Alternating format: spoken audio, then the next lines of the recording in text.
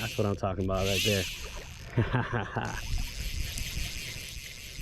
Alright, so in this video, I am going to draw a bonefish. I'm sure some of you guys might remember this video. It's probably my most viewed video over the last 15 months or so. There he goes, swimming off strong, that super blue tail. Life inspires art, and art inspires life. So usually when I get started with a drawing, I start off with a pencil sketch, and then I come over it with this rollerball pen. So the rollerball pen allows me to ink the lines in black, but then when I come over it with an alcohol-based marker, it does not smear the paint. So I like to do my initial inking in this rollerball black, just to kind of see the lines and see what I'm doing. I will eventually go over it again with a different pen at the end. So bonefish have these bars on their back that help them camouflage into different environments, typically the grass. So the bars on their back help them camouflage from prey, from birds, and they blend in nicely. So now I broke out the Prismacolors and I'm going to start contouring this fish. I usually use about 5 to 6 different shades of gray for all the contouring. You know, a lot of these fish are silver in color, so I go through a lot of grays. I've had this collection of Prismacolor markers for at least a decade, but the grays typically run out pretty quickly because I use them more than all the other ones. You know, permit, snook, tarpon, bonefish all require a lot of multiple shades of gray when drawing. So yeah, I pretty much burn through the gray sets pretty quickly, but luckily Amazon does sell a pack of the full set of grays from 10% up to 100% being black.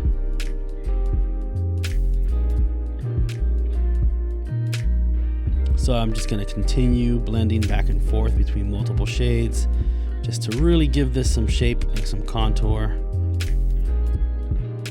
Bring this drawing to life.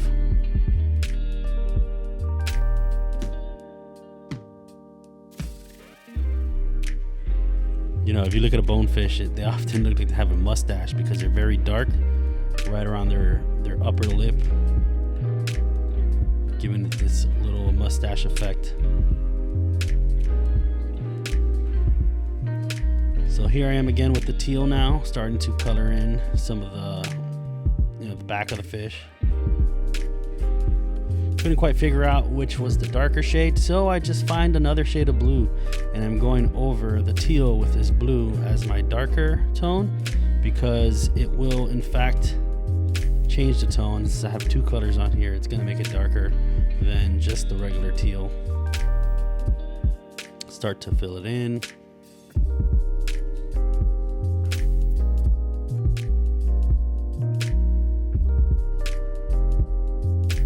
Now I start coloring in the sides of the bonefish.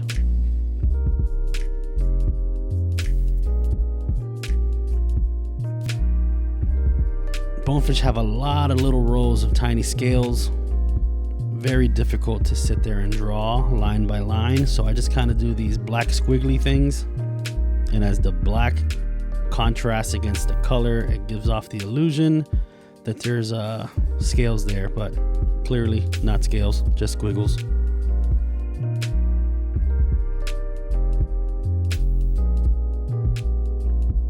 Fun fact, the only fish that I actually sit there and draw scales on is tarpon. The reason why I do that is because I feel the scale is such an iconic part of a tarpon, those giant metallic scales.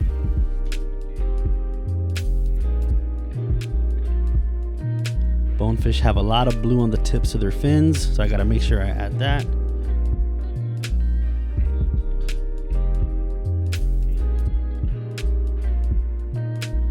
Some more shading.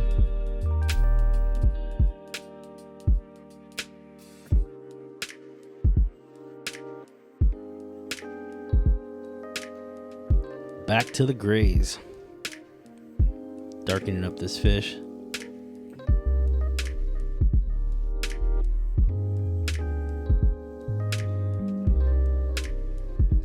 It's sometimes hard to tell which gray I'm grabbing, so I just gotta double check and look and make sure I'm getting the right intensity, because I don't want to mess up my drawing based on trying to blend with the wrong color.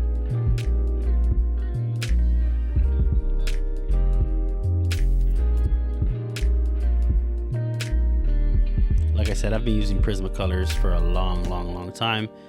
Back in my high school days when I used to do a lot of graffiti, Prismacolors is what we used in the black books to draw up our art. So I'm very comfortable with these and shading and coloring and all of that stuff. So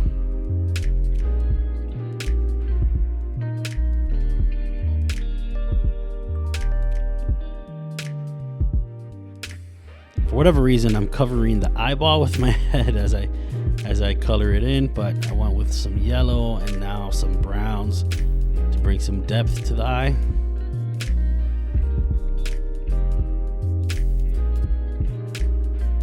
As you can see now,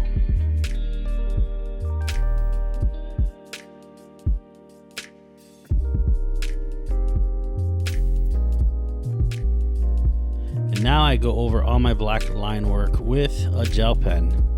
The reason why I don't start off with the gel pen is because the gel pen will bleed once I hit it with the alcohol marker. So I like to do the roller ball first. Allows me to immediately start coloring, and then once I'm done with the color, for the most part, I'll come over it with the gel pen.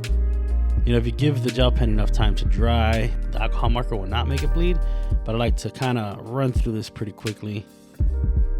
And I don't like my lines to be too clean. I like to kind of dirty them up a little bit.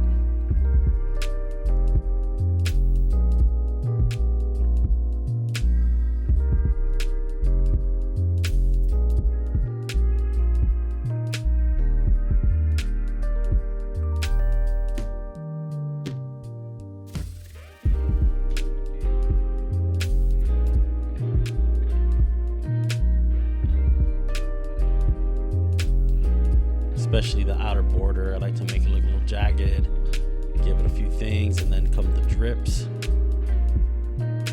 Always got to have the little drip action going. A little bit more pink on the lips. You know, bonefish have pink lips because they eat a lot of shrimp, similar to flamingos, and flamingos, where they get their color from is the shrimp that they eat. Make them turn pink instead of being white.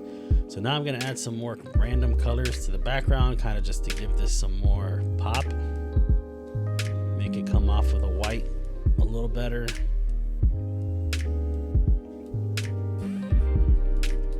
This fluorescent pink is pretty interesting. It looks like orange when you paint it on, and then it just dries up in the pink color.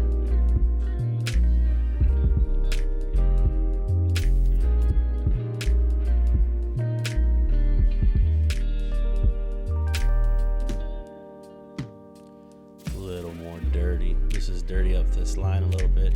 Got some little bubbles going.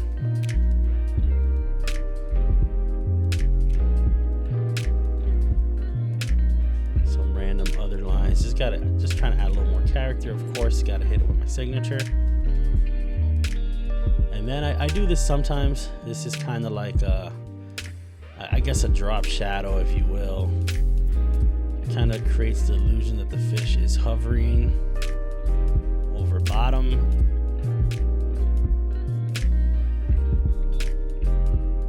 Once I got all that done, I come back with a white paint marker and hit some highlights.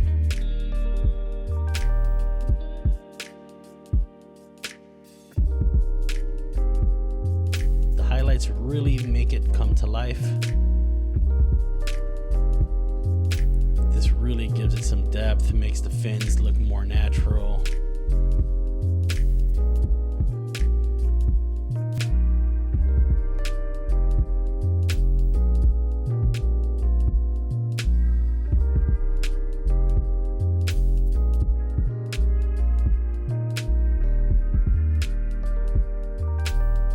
All in all, this drawing took about 30 minutes to do from start to finish. I sped it up 200%, 500% on some of these clips, just to kind of give you guys the idea. But here it is. This is a bonefish.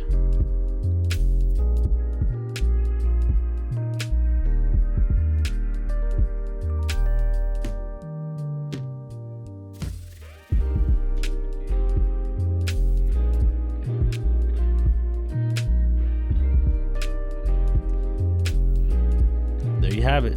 Biscayne Bay, Miami bonefish. And now it's time to get back on the water. Just check out this bonefish release right here.